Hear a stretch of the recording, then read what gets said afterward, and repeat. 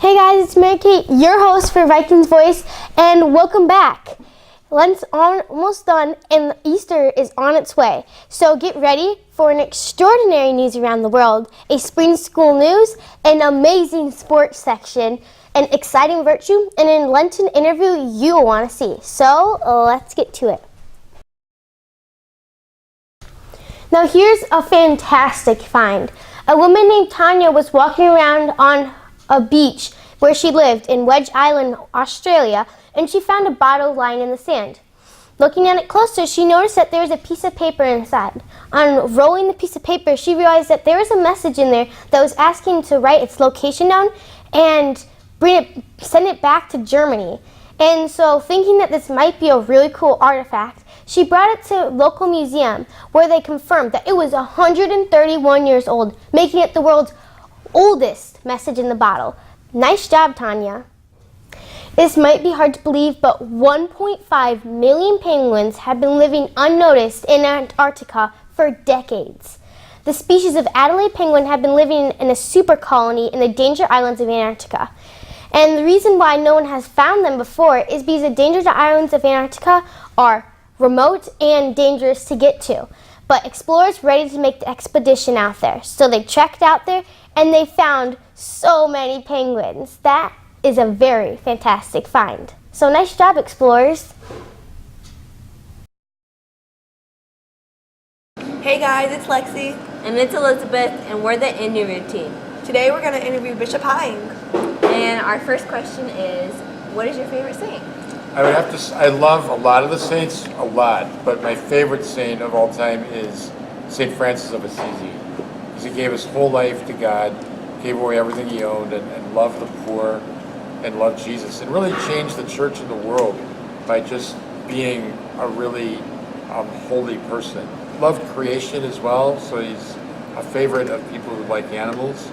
We also had the stigmata, so he had the wounds of Christ in his hands and his feet, and it was a sign of special favor from the Lord, that Francis suffered as Jesus did. Okay. What made you want to become a priest then a bishop?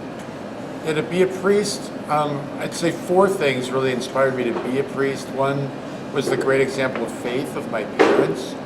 Second was one of my brothers died when I was young, and that made me just think about life and what really matters and the mystery of death and heaven.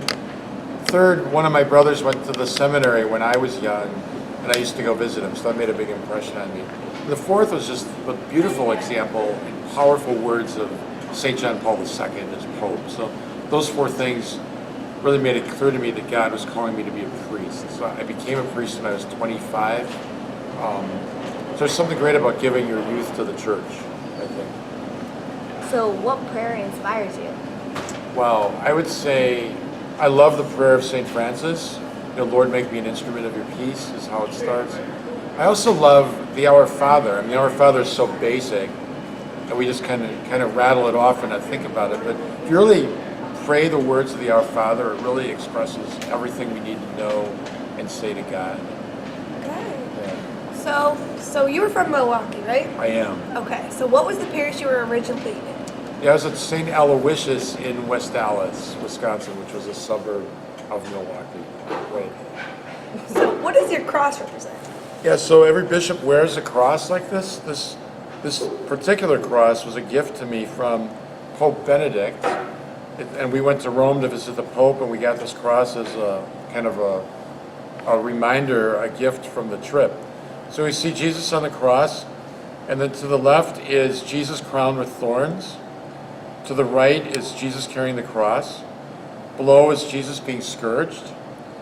Up here is the INRI, which stands for Jesus of Nazareth, King of the Jews in Latin, which was hung above his head. And strangely enough, there's a pelican, a bird pelican feeding its young. That may seem really unusual, like why is there a pelican above the cross? It was an ancient symbol for Jesus, because the mother pelican will cut open her breast and feed her young with her own blood if they're hungry and there's no food. So she'll sacrifice herself for the life of her children.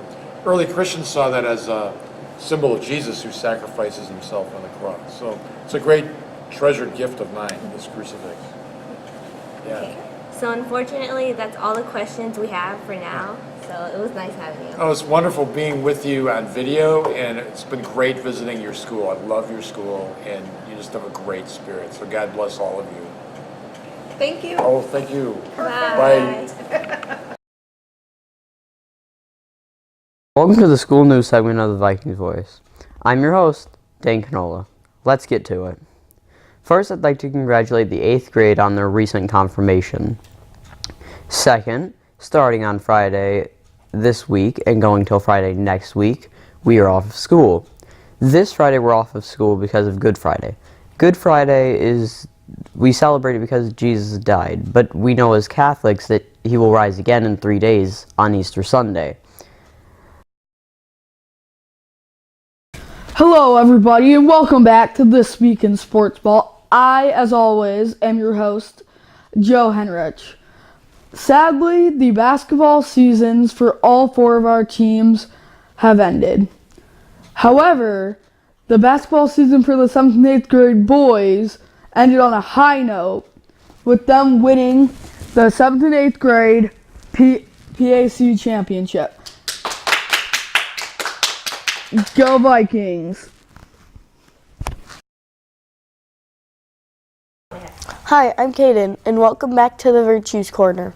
This week's virtue is joyfulness. Joyfulness is you help someone out if they're in need, or you make them feel comfortable or welcomed at a new school or street. Thank you so much for watching this March edition of Vikings Voice. We hope to see you guys soon. Enjoy spring!